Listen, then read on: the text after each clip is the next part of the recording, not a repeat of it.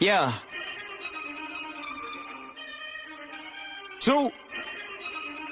Yeah. Aye. I'm jacking the beat, you calling the cops, the yapping is cheap, I call you the ops, the rapping is heating, it's all cause of pop, you get a leak for the ball, get a drop, feel like I'm wrong when I double it back, cause I'm making it harder to catch that, but I covered the ticket, I call you to visit, you tipping and hit up the cash app, baby girl been around for it, yeah, in the old days, I was stuck in old ways, never really trying to flip the old page, young man tripping at an old age, thinking I was flicking, had a low wage, led the bro days, then a slow praise, thinking it'd be different, it would gon' change, then it really didn't, it's a cold game, yeah, ayy, all I really wanted was the money in the pocket, got over money, but the money ain't the topic, like Bill Doe and the money gotta stop it, kid need food and the whip need juice, I'ma get these views when the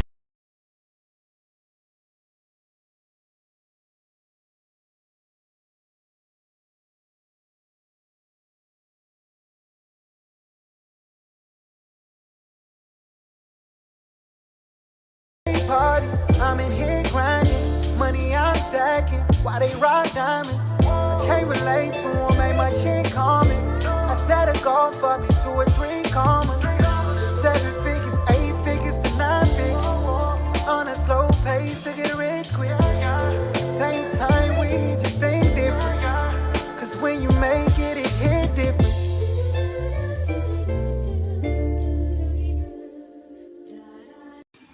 What it do, y'all? It's your partner Dale back in the saddle again for another edition of the Countermoves Podcast on Thursday at 8:30 p.m. Guys, thanks for checking in with your partner and getting in with me, man. If you could, please share, like, and subscribe, guys, because today is going to be a very good one. Now, for me, I try to be as fair as balanced as I can, all right? And the one thing that I've been seeing, as you guys know, we are hot in the election season. Now, before I get into my little diatribe real quickly, if you're looking for a debate, guys, go ahead and do me a little quick favor. Go ahead and click that big old X at the top left-hand side, guys. And that'll be so greatly appreciated, man. It should be good.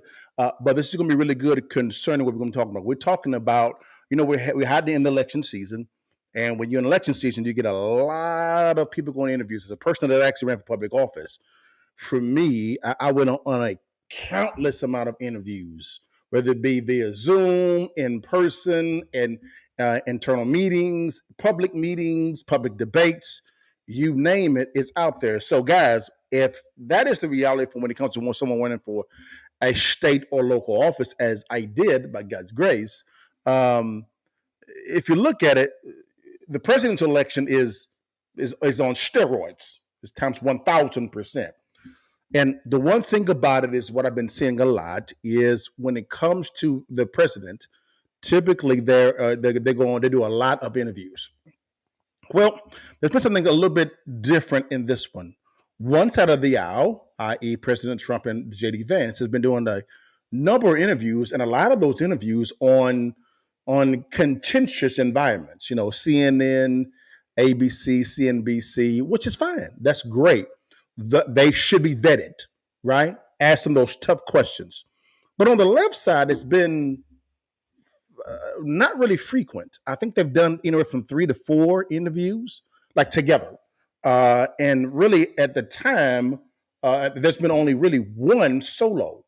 And God, I thought it'd be wise for us, because we're not endorsing anyone on this podcast right now. What we're doing is we are vetting the candidates, right? Because when it comes to the president is being elected to be the chief executive officer of your company. And typically you want a good leader that can make decisions in high pressure environments. Typically what happens is when you go into interviews, you get that one-on-one intimate time with the candidate, and you get to push them on issues that are important to voters in your area. And I thought it'd be wise for us to look at the Trump versus Harris, and it's called explosive news and interviews compared, but it's kind of like the tale of two interviews. I want us to kind of walk through these interviews and do it from a logical, consistent way, and then at the end we could judge and see, based on the two interviews, who actually conducted themselves in the interview the best when it comes to policy, when it comes to keeping their composure, when it comes to communicating their ideas very clearly. We're going to look at both. Now, the thing about it is we're going to do this a little bit different, but it's going to be at the exact same type of platform. We're using local interviews, right? Local interviews. One with Vice President Kamala Harris in Pennsylvania, or I believe right after one of her rallies, and another one with President Donald Trump in Nevada after one of his rallies. They're about the same days apart, right? From today. I think Kamala Harris is 6 days and President Trump's is 5 days. And so I thought it'd be kind of wise to kind of look at those. And it's just one-on-one interviews. There's no audience, no nothing. It is the reporter and the candidate getting asked questions. We're going to look at these one-on-one. All right, guys, I want to make it as balanced as possible.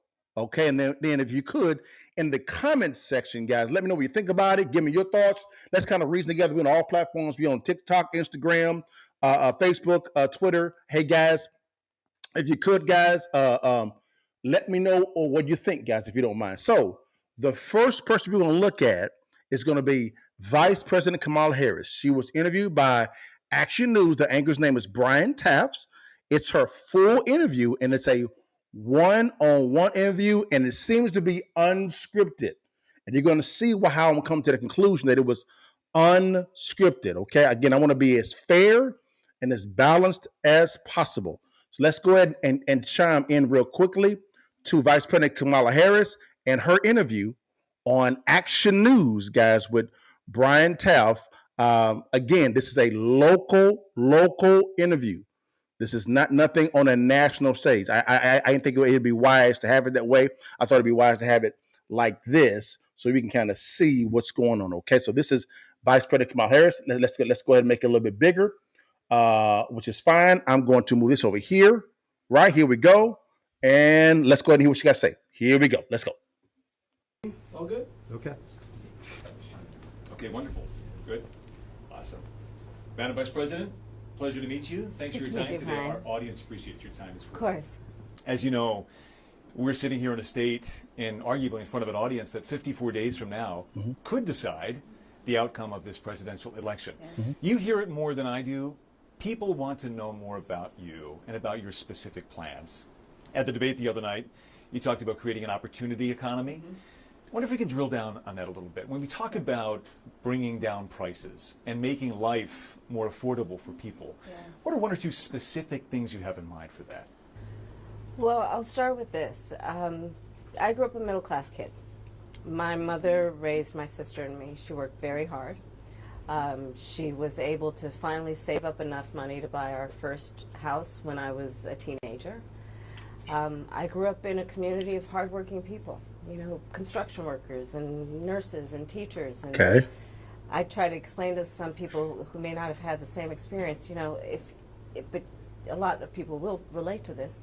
You know, I grew up in a neighborhood of folks who were very proud of their lawn, you know, and I was raised to believe and to know that all people deserve dignity, and that we as Americans have a beautiful character.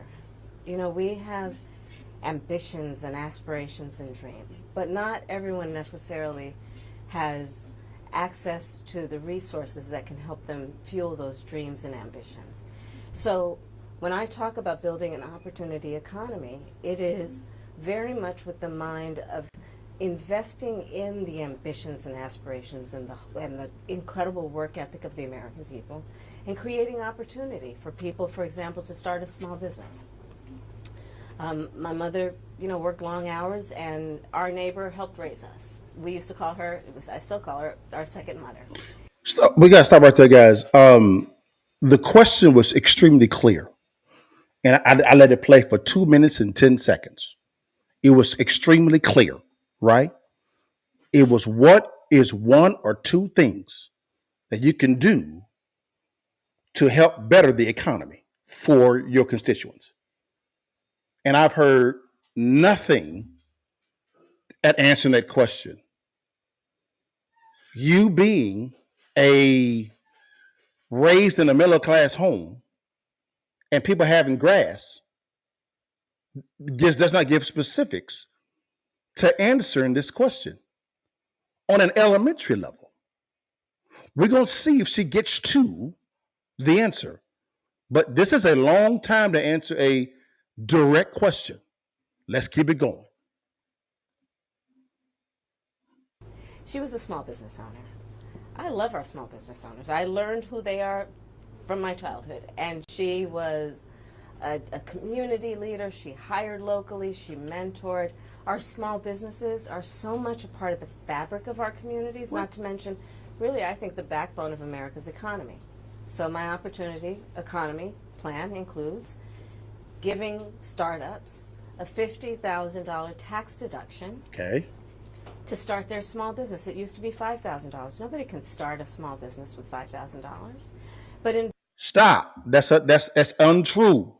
Yes, you can start a business for $5,000. That is not true. And the first prescription that she's given to I guess, solve to answer the two questions is to print out more money. Now, what's causing the inflation? Because remember, inflation is too much currency flowing to too few goods, right? That's literally printing money, right? So to prescribe the same solution that's causing the problem is asinine. It doesn't make any sense at all. But let's keep going. Hopefully she can drill down. Let's go. But investing in people's innovative ideas and giving them the ability to go for it. Opportunity economy means, look, we don't have enough housing in America. We have a housing supply shortage. Okay. And what that means, in particular for so many younger Americans, the American dream is elusive. It's just actually not attainable. So part of my plan is to work with the private sector and housing developers to give them a tax credit, to be able to partner with us as the government, to build, and my goal is 3 million new homes by the end of my first term. In addition, to help people who just want to get their foot in the door, literally. And so giving first-time home buyers a $25,000 down payment assistance. Stop. So again, the prescription to slow down an inflation-happy economy is to print out more money and to give a solution that already exists at a local level with down payment assistance. Not some cities, not all, but most cities that I know of offer some form of down payment assistance. There's nothing new about that plan. But I digress on that. Your solution is to print out more money, which is what caused the very thing that you are saying is robbing people from the American dream, printing money. I am confused. Let's keep going. Hopefully she can bring it home. Come on. To be able to just get in the door, and then they will do the work that they need to do to save and to pay that mortgage and to build wealth for themselves and their family. These are some examples of what I mean when I talk about an opportunity economy, and a lot of it has to do with just the community I was raised in and the people that I admired who work hard, and deserve to have, their dreams fulfilled because they're prepared to work for it. You talked at the debate and... Stop. The question was clear. What two things can you do to solve the economic troubles for our nation? And she didn't give not one answer at all to that question concerning inflation, right? Mortgage rates, right? I'm just gonna stick with those two. I'm gonna give you two: inflation and mortgage rates. And the very thing she said about her opportunity economy, printing more money, is what caused the problem. So I'm trying to understand, how is what she said going to solve this inflation happy economy? I am thoroughly confused. That was a bunch of nothing. Because the question was clear. Am I tripping? Let me know. I'm not above reproach. Let's keep it going. Now we're going to the other question because she didn't answer the first question. Here we go. And at previous appearances about turning the page on the past. And in fact, here today in Johnstown, you're talking about a new way forward. Yeah. Way forward. Some people have a question, given maybe your current role as Vice President of the United States. Okay. How different you are from Joe Biden. Good question. So I wonder if there are one or two spots, policy areas or approaches where you would say, I'm a different person. Good question. Well, I'm obviously not Joe Biden. Mm-hmm. Okay. And, Okay.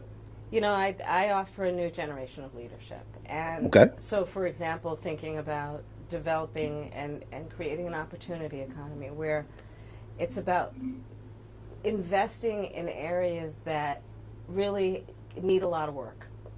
And maybe focusing on, again, the aspirations and the dreams, but also just recognizing that at this moment in time, some of the stuff we could take for granted years ago, we can't take for granted anymore. For example, another plan that I have that is a new approach is to expand the child tax credit to $6,000 for young families for the first year of their child's life, because that is obviously a very critical stage of development of a child. And a lot of young parents need the help to buy a car seat or a crib or clothes for their kids. And so my approach is about new ideas, new policies that are directed at the current moment. And also, to be very honest with you, my focus is very much in what we need to do over the next 10, 20 years to catch up to the 21st century around, again, capacity, but also challenges. Crime and public. What in the world?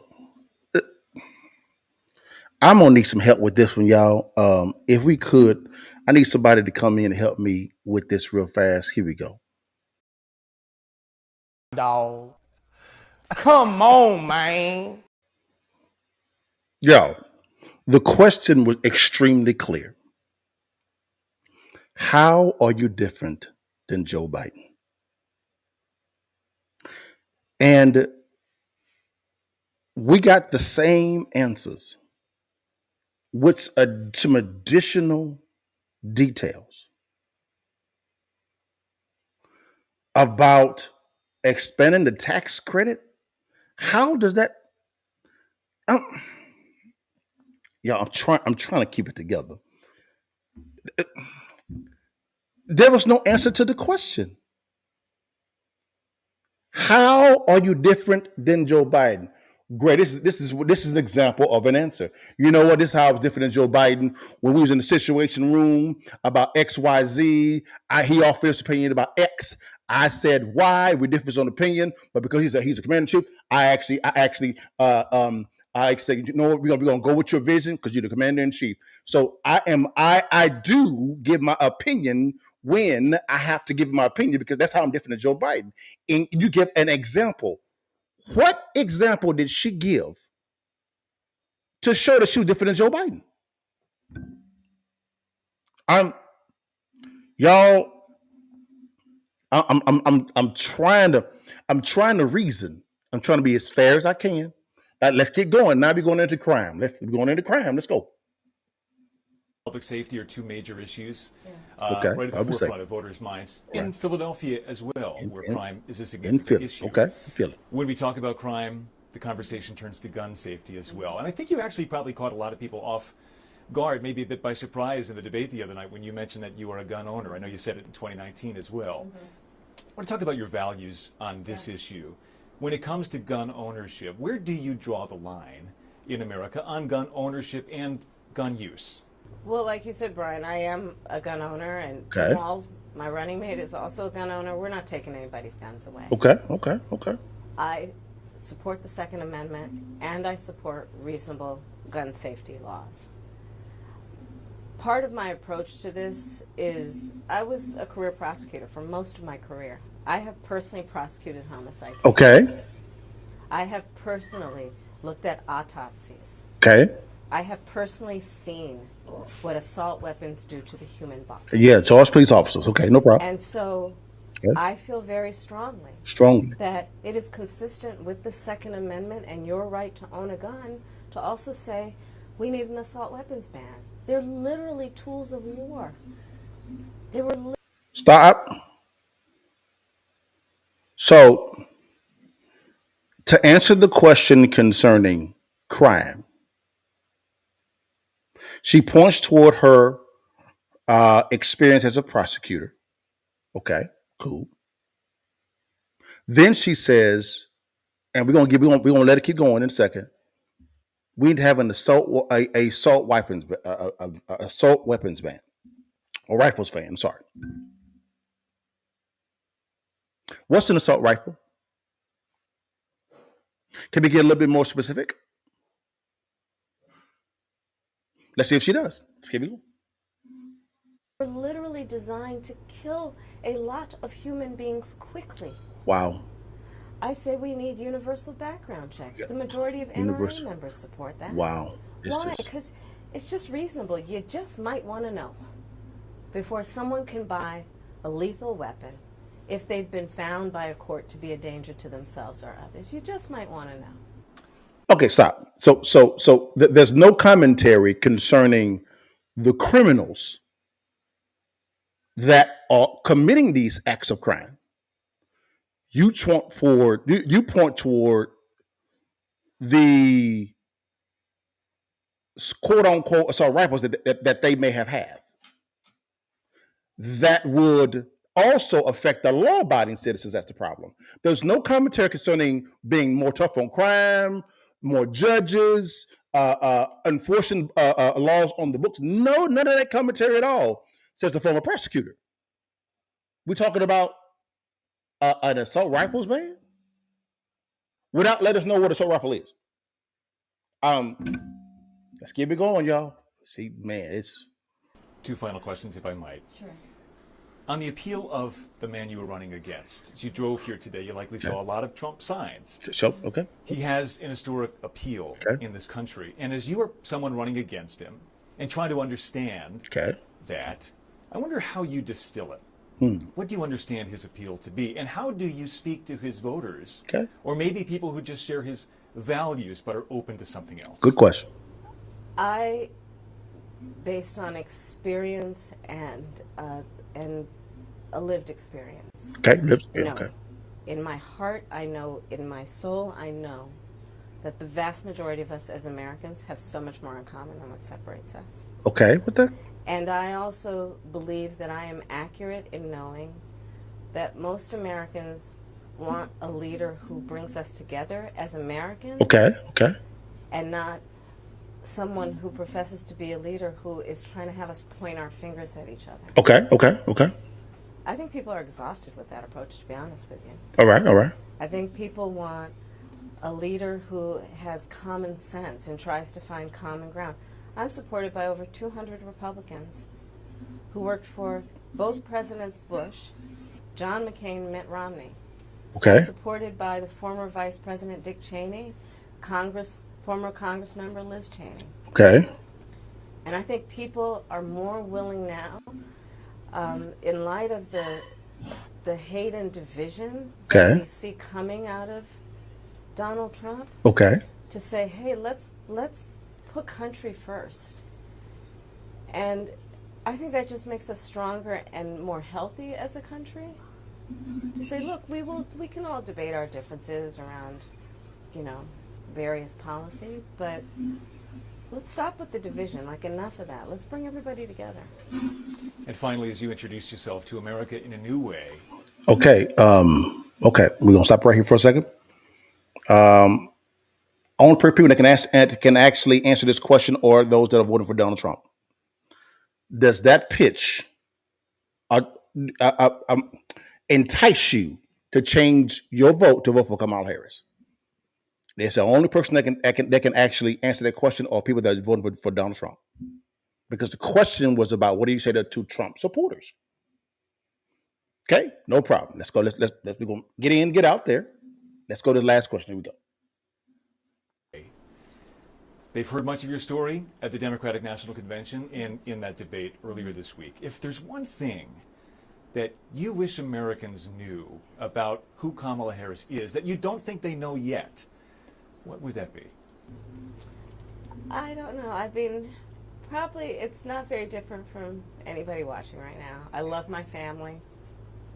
One of my favorite things that I lately have not been able to do is Sunday family dinner. I love to cook.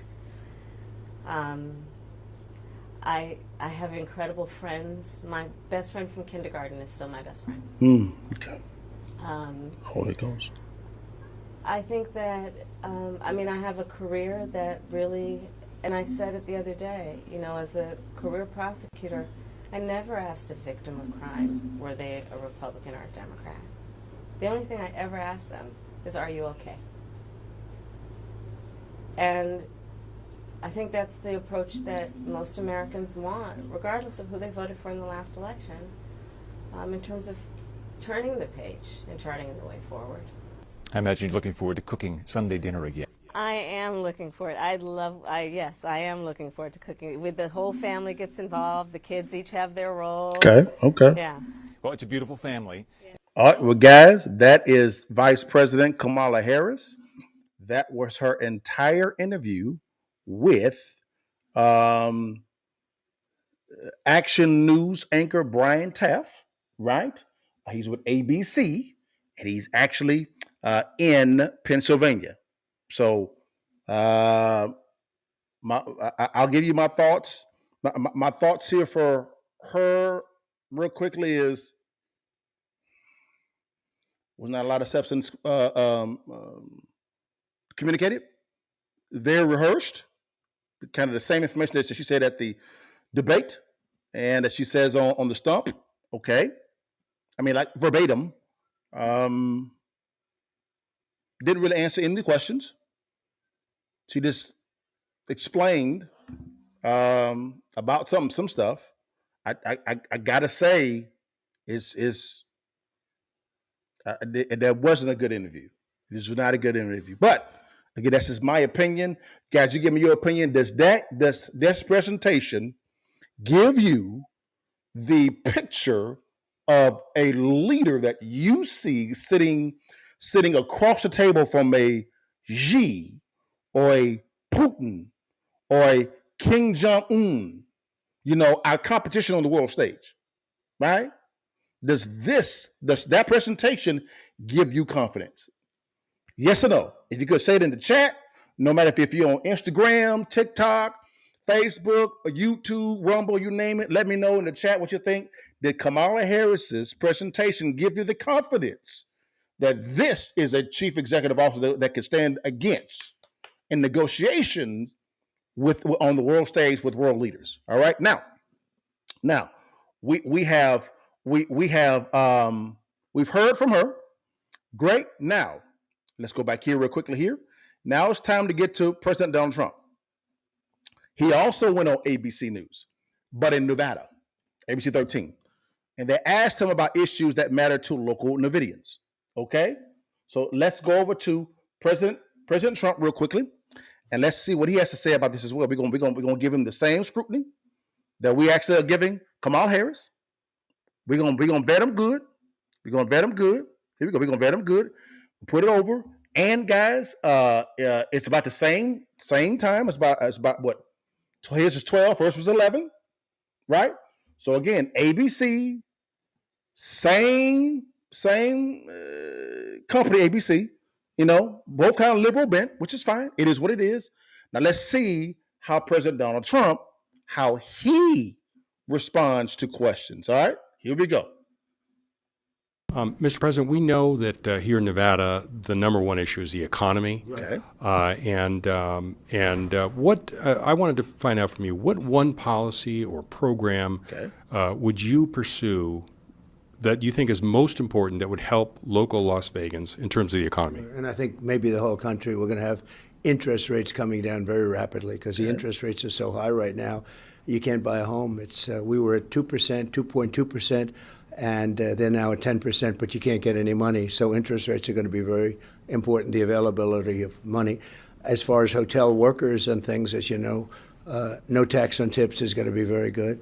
Also, as we announced last week, and I think it's going to be even maybe in a certain way more important, no tax on overtime.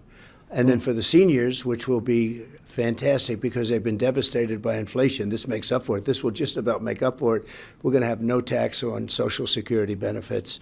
So those three things are going to be great for this area. Yeah, absolutely. Working people. So from the get-go, President Trump communicates a concept, an idea, and then he pinpoints actual solutions for certain audiences for the city of Nevada. He was very pointed. He actually answered the question. Very pointed. Got in, get out. 1 minute and 3 seconds in to the interview, he answered the question.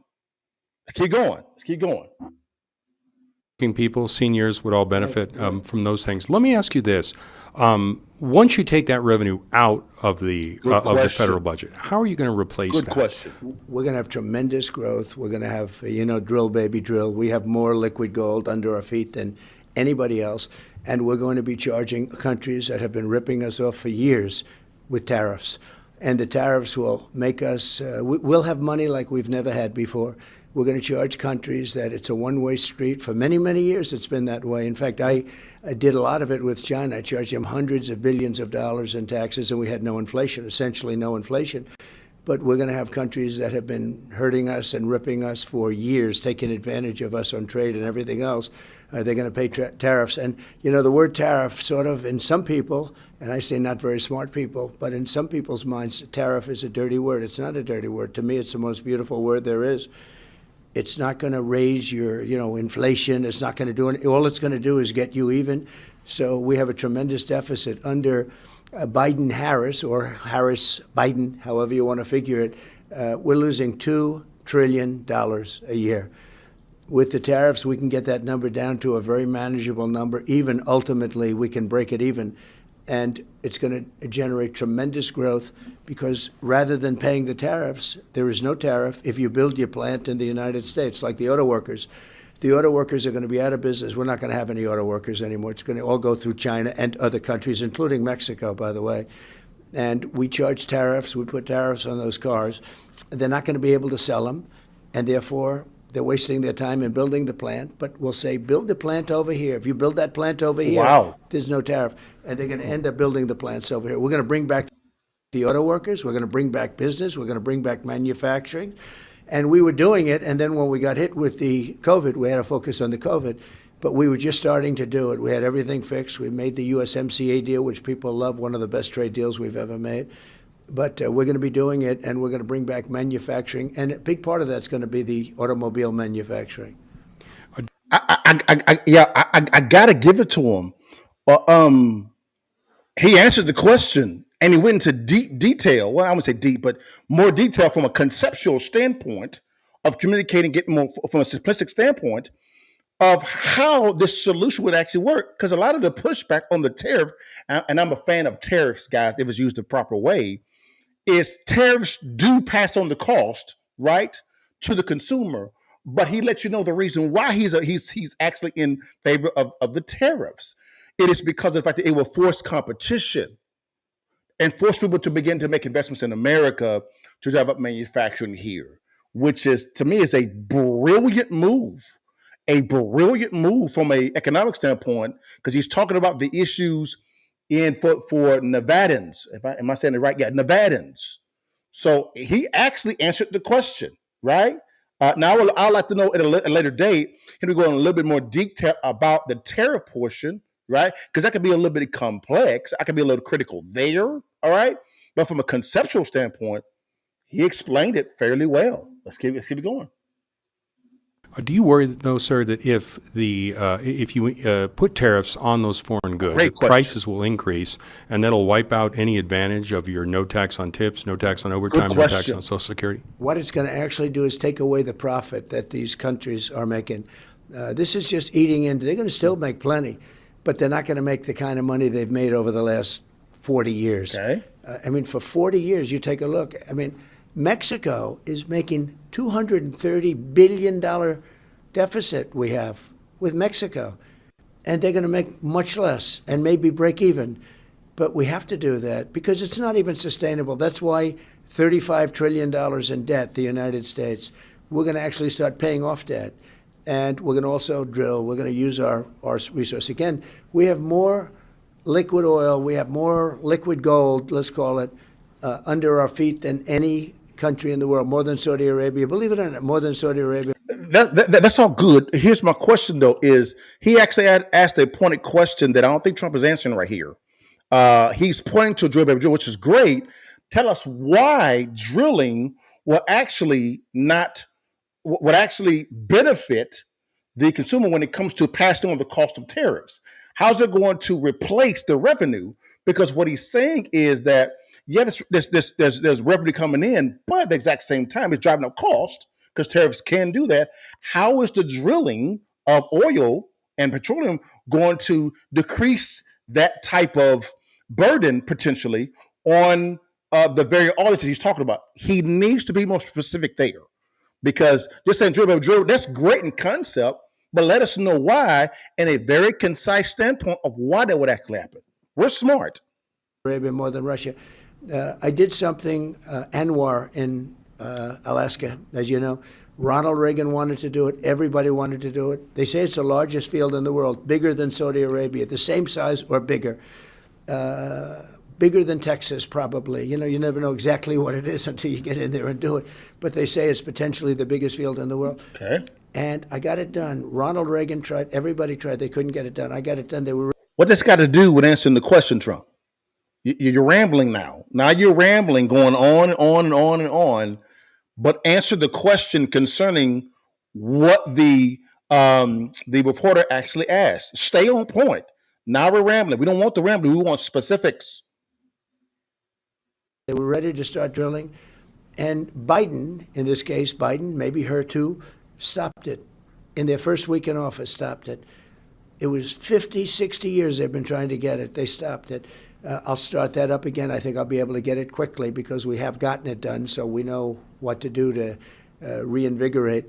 But Anwar was a great disappointment. Nobody could believe that they did that. There was no reason to do it. Here we have all of this oil sitting there, and Alaska wanted it so badly. It would have been the greatest economic development program they've ever had. But the oil itself and what they have would have been great for the country. You know, when you ask, how are you going to get the country moving? Here's a perfect example. So we'll be starting that and many other things. And the word is growth. We're going to have tremendous growth. But those foreign countries paying those tariffs, won't question. they pass Come on. those along? If they passed a tax on golf memberships, Come on. you would probably at your resorts pass that along to your members, right? You wouldn't just absorb it. It sort of depends on the market, not necessarily. You look like you might be a golfer, actually, but not really necessarily. Not a good one, sir. Not a good one. There aren't too many good ones around, I'll tell you.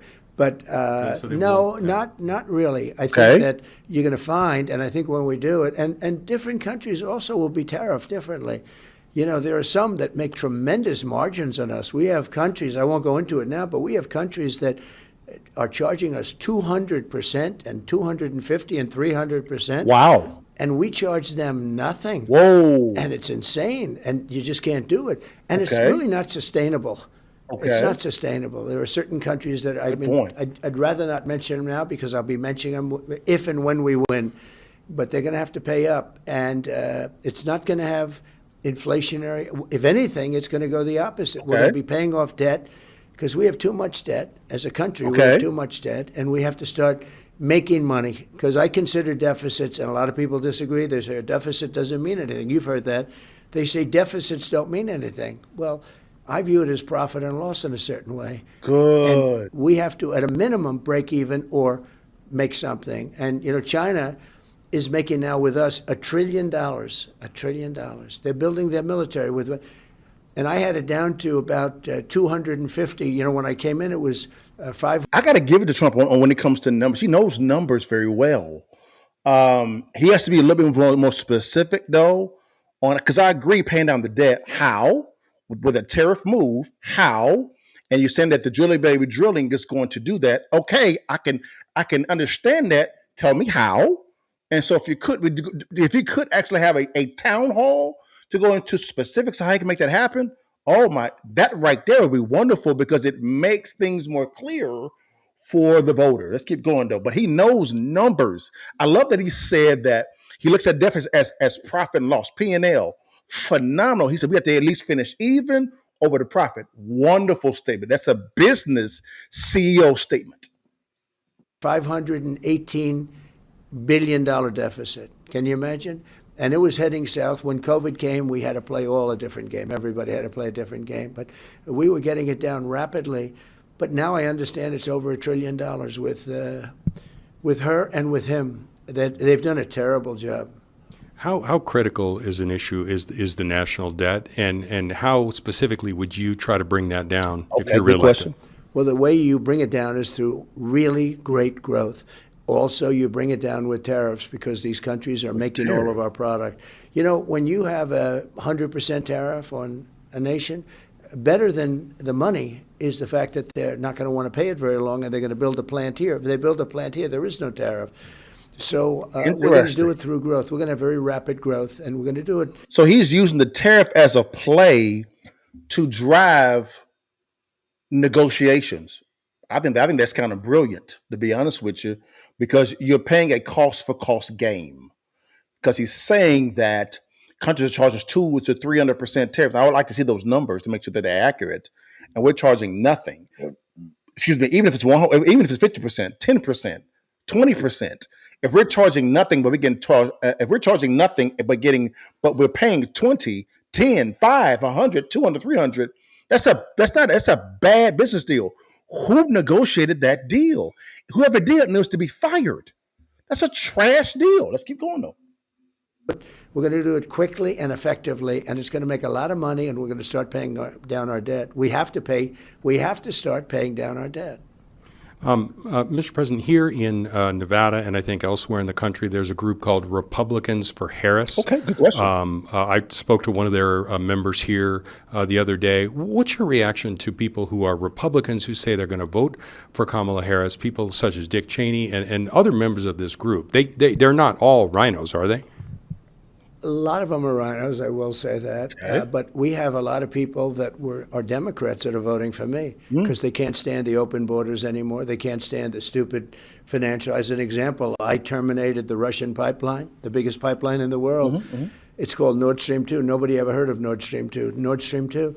And he comes in, he lets them build that, and he terminates Keystone XL pipeline, which was so important for us as a country. But I guess, I don't know, the union got to him, somebody got to him. Maybe it was actually the union wanted it to be built. I guess it was the environmentalists. And environmentally, having something underground is better than having trucks all over the highways. So I have many Democrats that are voting for me. And largely, if you think of it, the Cheneys like war. I don't like war.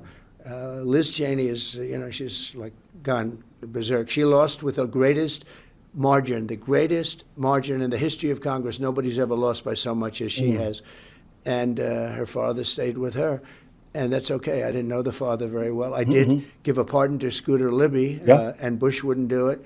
And Cheney and Bush didn't speak over it because Cheney thought it should be done. But I gave a pardon against a lot of people saying don't do that. But I thought he got treated very unfairly. I gave a pardon to Scooter Libby, which Cheney wanted to have done. He was begging Bush to do it. Bush would not do it. I did it because I thought Scooter Libby was treated unfairly. But he also was one of the first ones to endorse me. But the bottom line is he didn't. But I have many more people are leaving the Democrats to support me. We have interesting numbers that I've never seen before, because they want to have strong borders, and they want to have drill, baby, drill, and they want to have all the things that we do, and they want to have a lot of growth in our country. And this area, as you know, we just had a poll, and we're leading in this area. And I think we will. And the workers like me because they like the no tax on tips. They love the idea of no tax on the overtime because they want to work overtime, and they don't want to give up half of their overtime because of the fact that, they have some obscure rule. So I think we're doing very well. I do think very importantly is on the Social Security, because the Social Security, the seniors have gotten wiped out.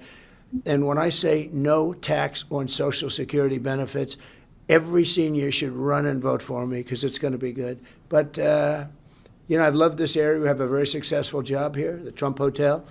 And it's been just great from the day we built it. We've had great luck. I was just there. I stay here, stay there. And we appreciate you coming over. Absolutely. One last question, Mr. President. I know you have to go. If there was a Republican for Harris here in the room with us, So it sounds like what Trump is doing, he's saying that his policies are better than what the Democrat side is actually presenting. So he's saying my policies should drive them over to vote for me. But I like this question. He's talking about actually talking to a one-on-one Kamala Harris supporter. Let's see the question. what would you tell that person in terms of persuading them to vote for you as opposed to vote for Harris? I probably wouldn't tell them anything, because usually it would be maybe a personality problem. Maybe they don't like the way I was tough on China. A lot of them don't want me to be tough on China. A lot of them don't want me to be tough on anybody because they're taken care of by people. You saw that. You saw that with Biden. He gets money from his family gets money from so many different countries. And a lot of it's that. But for everyone they have, I have many. I have so many that have left the Democrats and they've come here. I mean, the governor of West Virginia, fantastic man, and Big Jim, I call him, he left the Democrats and he became a Republican, and now he's going to win the election. He's going to win very easily. So we have a lot of them too. Well, thank you very much. Thank you very much. Thanks for Guys, that was the interview of President Donald Trump on ABC. And here are my thoughts concerning him. I believe that when it came to answering the questions, he offered more specific answers. They were a lot more pointed. He did ramble a lot in one section of it. I think that he could be a little bit more poignant and more detailed on this tariff, because tariffs, although I'm in favor of tariffs when it comes to it from a negotiation standpoint, he should be a little bit more concise on explaining how drilling oil can offset enough so that the consumers won't feel the so-called tariff, that if it is passed on to consumers, which it would be if there's a cost on there, and also how that would kind of right that ship. So for him, he has to be more detailed there. He did ramble on in one area. I think he actually answered the question when it came to talking to a Kamala Harris voter. What would he say to him? He pointed toward his policies, which is great. That's what I got to say. The only critique to have on him is he rambles sometimes too much. Stay on point, stay disciplined, get in, get out. Get in, get out. Get in, be informative, and then get out. But in one area, he rambled a lot. But I like that when it came to his policies, he was more specific in this interview because it's a one-on-one interview. And the ABC News reporter actually asked some great questions, phenomenal questions. Great job on the interview. I liked that a lot. Now, here's my reaction, right? And I agree with you, B-Hop, on Instagram. Selling the oil is kind of the only way to balance that tariff issue. I agree with that 100%. Now, before I answer that question, let me go back here real fast. My bad, y'all. Sorry about that. I'm going a little bit too fast. Now, we've heard the Donald Trump interview, right? One-on-one interview, right? You've seen his presentation. Now, and visualize him being across the table from Xi, Putin, Kim Jong-un, and other world leaders. Does his presentation breed you confidence as a chief executive of the $6 trillion plus American enterprise? You've seen his presentation. Does his presentation give you confidence in a negotiation type of scenario with other world leaders? Only person who answer that question is you. Now, here is my reaction to this. Here's my reaction to this. In Kamala Harris's interview, she answered no questions. They seemed like they were very scripted. rehearsed, oddly similar to what she presented at the debate, and in other arenas. She seemed very unconfident, not confident at all, unsure herself, bit nervous, not definitive with her answers, leading to her being not confident at all. On the Donald Trump side, of course, he seems more confident because he's been in those rooms already, across the room from Xi. He was very confident in his decision making, in his policies that he's presenting, even when pushed. Right, he went a little bit deeper there. He rambled a little bit in some sections, but he was more confident and more decisive and more informative on how he can do what he can do compared to Vice President Kamala Harris. That's evident to see. Now, to answer the question that I posed to you, which candidate gives me more confidence in a negotiation as a chief executive officer of a $6 trillion plus revenued enterprise called the U.S. government? Is it Kamala Harris or Donald Trump? For me, it's Donald Trump. It was very easy to see in that scenario who was confident, more articulate, more decisive, understood the issues, and presented the concept extremely well. If that makes some sense. We've seen him already be in those rooms with world leaders, right? So we see the respect that they actually give this man already, right? Now, we've also seen Kamala Harris on the world stage. There was really not any respect given to her that I saw. But comparing just these two interviews, it is very easy to see that from a presentation standpoint, Donald Trump gives me more confidence in negotiating with adversaries or competition on the world stage. It was very evident in these two interviews. Extremely clear. That's why I picked these two guys, because they were the most comparable interview settings for both candidates and the fairest. And if you're a fair-minded person, it's very easy to see that President Trump, is more prepared for the office of the presidency in this climate. It's very easy to see. That's my opinion. Let me know if you agree, you disagree. Again, I'm looking at these two interviews alone. If you kind of got in here late, guys, simple, it's okay. Go back and listen to this again, and you give me your thoughts. Let me know if I'm tripping or not. All right? Who that is? Okay. Oh, anyways. But guys, let me know what you think about it. Now, I would say this here is when it comes to the presidency, people ask me today, how at times should I vote? I would say really my issue, my thing is I say vote your pocketbook right now. Because right now people are hurting right now. And guys, I gotta give it to you. I think I did a pretty good job on this one, y'all. So let me go in and bat in somebody else real fast to kind of be my hype man for a second. Here we go. Bad. Yeah. Yes, sir. I had to go ahead and give myself a little pep talk real fast. I think I did all right on this one, y'all. I think I was pretty fair on this one. What y'all think? Y'all think I was pretty fair? I think I was, y'all. But man, hold on, guys. We got to get some sponsors coming in, guys. Here we go. Most individuals that I talk to today, they're really concerned about the economy, specifically the volatility of it. Now, the area of their concerns really centers around the variable of inflation.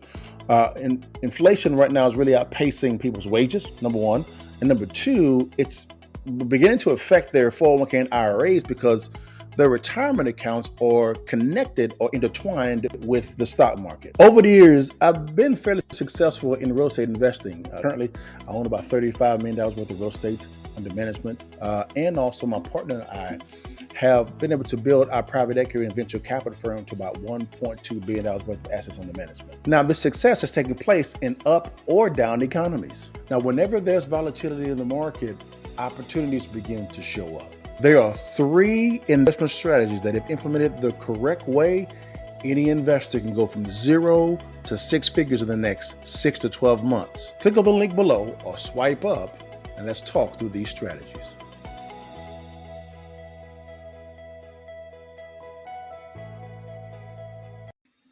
All right, guys, here we go, guys. This is called a Countermoves Podcast for a reason. So as you guys come to me to hear my counter move. All right. What is the counter move post hearing these interviews? Real simple. I got 3 things I say, guys. Peep it, sweep it, and then keep that thing. I said, when it comes to this election, guys, examine your current situation. This is the peep it side. So how are things at your house? How are things in the pocketbook? How are things going at the workplace? How are things going with life? Examine your current situation. These are personal questions you need to be asking yourself. Okay? All right? I'm not going to tell you who to vote for at all. Period. That's not my job. My job here is present to you facts and then allow for us to reason together and we come to a wise solution. Right? So again, now, here we go. Now that you understand where you currently are at, right? Let's go to the sweeping part. What is your strategy moving forward, right? Now, if you're doing well under this current regime, you're probably going to vote for Kamala Harris. Do your thing. No problem. But if you're not doing well, right, you may vote for Donald Trump. Do your thing. Only person to answer that question is you. What's your strategy to move forward? And not making a decision is a decision, right? Now, here's how I think, guys. And this is the key portion. Start thinking generationally. Okay? Start voting generationally. If your vote begins and ends with you, you have already lost the battle. Because your vote is determining what's going to happen 2 or 3 generations after you. There's a saying that I always go by. A wise man plans for 3 generations. A broke person plans for Saturday night. Which one are you? So vote 3 generations ahead of you. Okay? 3 generations ahead of you. Vote like that. Right, guys? Well, guys, man, I hope I gave you that. Give me your thoughts, guys. What do you think? Let me know. Was I on point? Was I off point? What can I do better? What can I do better, guys? If you could, guys. Also, guys, people always ask me about real estate, guys. No problem. Hey, guys, I am offering a free ebook. It's 100% free, guys. It's called Distressed Property Investing, guys. It's 100% free. We walk step by step on how you can acquire distressed properties in your city. People looking to ask me about how can I make some extra money. Here it is. It's there for free. You can scan on the QR code, or you can actually click on the link below in the description section. You'll see it because it says Cash Flow Club is right down there. It's right there. Also, guys, if real estate is not for you, that's okay. Not a problem with it at all. A friend of mine and myself, he actually did it himself, prepared a video on the passive income blueprints, guys. 3 effective ways to reach $1.5 million in passive income. So he goes through 3 business models. This is all for free. It's a free video. And then you get to choose which business model works best for you. Again, just giving you full value, 100% free. That's it, guys. And also, guys, hey, baby, you see, we do got some merch, guys. Man, see your partner, man. We got the hoodie, the bag, your hoodie, guys. And also, we got that I Got That Bag University t-shirt. You see it, baby. Scan on the QR code, guys, to get our merch, man. And also, guys, just about done. You know, we got to pay some bills, baby. Got to pay some bills. Also, every Friday, Cliff and I do what we call what is Real Estate Friday training every Friday hold on one second, guys. Here we go. Every Friday at 5 p.m. is Real Estate Friday training. It's free training that Cliff and I do every Friday at 5 p.m. CST. Central Standard Time, guys. We talk about the current market analysis, what's happening. Now, guys, here we go. Here's a little bit of a tease of what we talk about. Here we go. What's good, baby? It's your boy Dale. I'm back in the saddle again. Our motto is to buy, build. We already bought it already, so we already own it, free and clear. Refinance to long-term debt, cash flow. That is the motto. Cliff, man, is that a pretty strong motto, man? What do you think? Man, the model is strong. Like, you're getting each piece of the invest, right?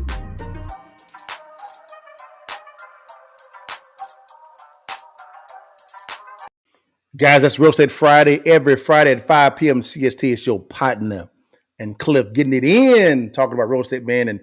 And again, our whole goal is to teach you how to find a deal, vet a deal, structure a deal the right way. And if it makes sense, guys, I'll lend the money to close it with you. We're looking at funding your deal, right, guys? Real simple, guys. All right, guys. But guys, thank you so much for your time. You know I end it every single time before you leave. And while you can, you see that thing, baby. Take that damn picture and give it to your mom and them. How did you partner? Guys, see you next Thursday, guys. How did you partner? Peace.